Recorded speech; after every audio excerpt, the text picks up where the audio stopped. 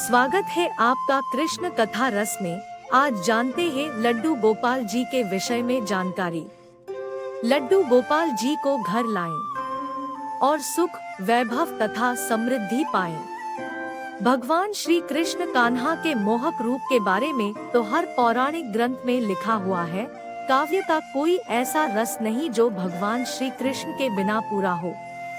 अगर बंसी वाले के व्यक्तित्व में नटखट नंदलाला का रूप दिखता है तो वहीं उनसे बड़ा रासरसैया भी कोई नहीं है। यदि बाल गोपाल लड्डू गोपाल जी आपके मंदिर में विराजमान है तो आपको रोज उन्हें स्नान कराना होगा। इसके अलावा उन्हें रोज माखन मिश्री का भोग लगाना होगा।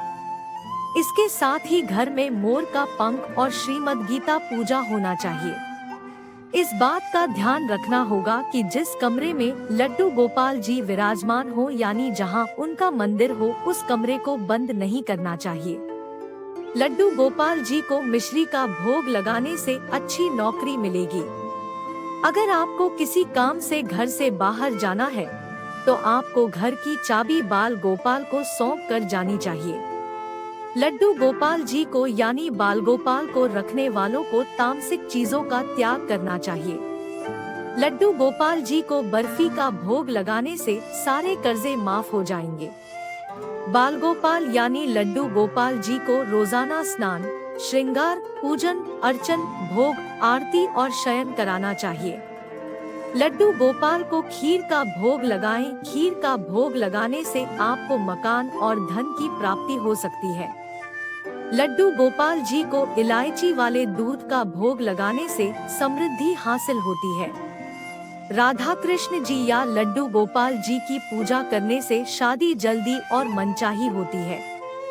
लड्डू गोपाल जी को दही मक्खन का भोग लगाने से आप हमेशा निरोगी और स्वस्थ रहेंगे। लड्डू गोपाल जी को देशी घी से पूजा करने से सुख, शांति, समृद्धि प्राप्त होगी। झूले वाले कान्हा जी लड्डू गोपाल जी को मक्खन और लड्डू खिलाने से संतान सुख मिलता है। लड्डू गोपाल जी भगवान का स्वरूप घर में स्थापित करने से पहले ध्यान रखें कि उनकी पीठ दिखाई न दे। स्वरूप को या तो कपड़े से ढक दे अथवा दीवार के साथ लगा दे। एकनिष्ठ होकर की गई भक्ति ही उत्तम फल देती है। आमतौर पर घर में बहुत सारे देवी देवताओं को स्थान दिया जाता है। वास्तु के अनुसार एक भगवान के दो स्वरूप आसपास या आमने सामने रखने से नकारात्मक प्रभाव पड़ता है।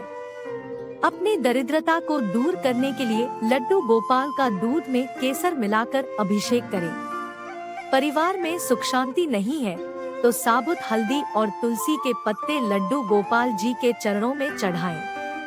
वैभव की प्राप्ति के लिए कृष्ण मंदिर में भगवान को पीले कपड़े में केला और चने की दाल बांधकर चढ़ाएं।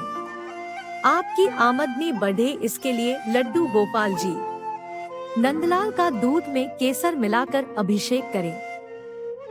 आइए जानते हैं बाल गोपाल या लड्डू गोपाल जी की पूजन विधि। बाल गोपाल को लड्डू गोपाल भी कहा जाता है। ये भगवान कृष्ण का बाल रूप है। भक्त इन पर बहुत आस्था और श्रद्धा रखते हैं। इनकी इतनी मान्यता है कि जो लोग इनकी पूजा करते हैं वो बिना पूजा किए, बिना भोग लगे भोजन तक नहीं करते।